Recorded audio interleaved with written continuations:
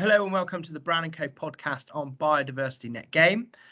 I am Tom Burks, a partner in the Land Agency office in Banbury, and I'm here today with Sarah Lucas, a senior associate in our Land Agency team in Norwich, to talk about biodiversity net gain. Welcome, Sarah. Thank you, Tom. So, Sarah, biodiversity and biodiversity net gain have become rather buzzwords over the last few years. I understand that the DEFRA have just opened a consultation on the scope of the biodiversity net gain regulations to be introduced. Before we get into too much detail, could you let me know what biodiversity and biodiversity net gain are? Well, you're absolutely right, Tom. Biodiversity and biodiversity net gain are the buzzwords of the day, and they're likely to stay.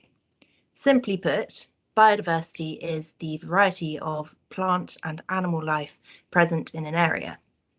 The decline in habitat and species biodiversity has led to the government seeking solutions, and as a starting point, they've introduced the biodiversity metric to measure biodiversity units.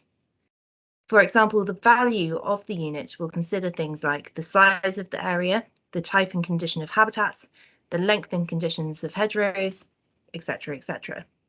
Biodiversity net gain is a concept proposed in the 25-year Environment Plan and then mandated as a condition of planning permission in the Environment Bill.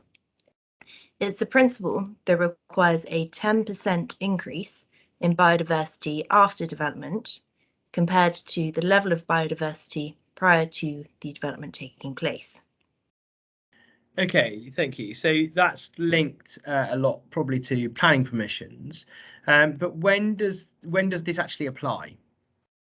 Well, some councils have adopted this approach already, but the biodiversity net gain requirement will apply to nearly all new planning applications from November 2023. This means that consideration should be given to schemes in the pipeline now, as for those longer term projects, the biodiversity net gain requirement will be applied. Okay, so this is preparation for planning permissions that will come in the future, and then it will become very much a reality following November 2023. Thank you. Do we know how the biodiversity net gain will be or can be delivered?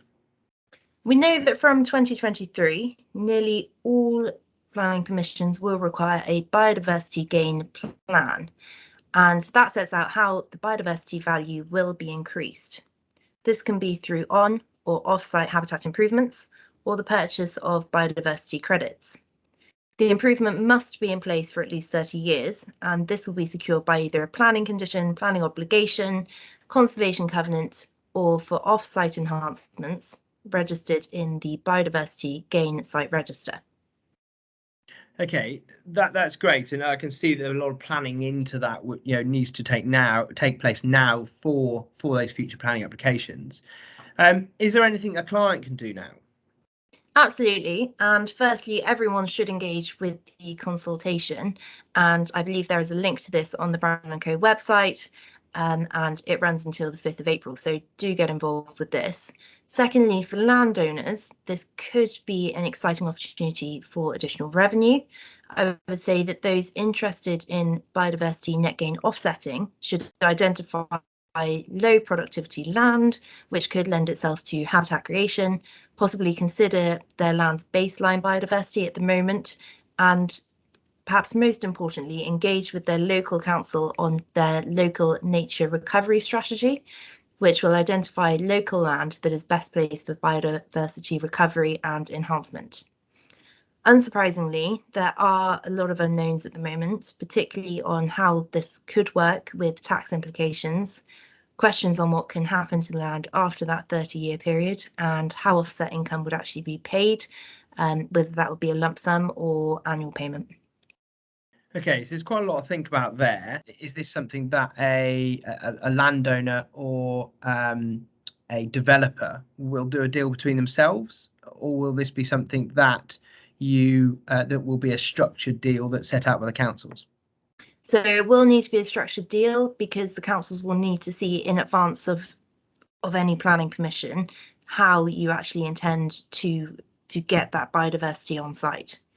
Okay, and there's quite a lot to think about for developers and landowners in this, and thank you for your run through of what exactly biodiversity net gain is. So thank you very much for that. Thank you, Tom.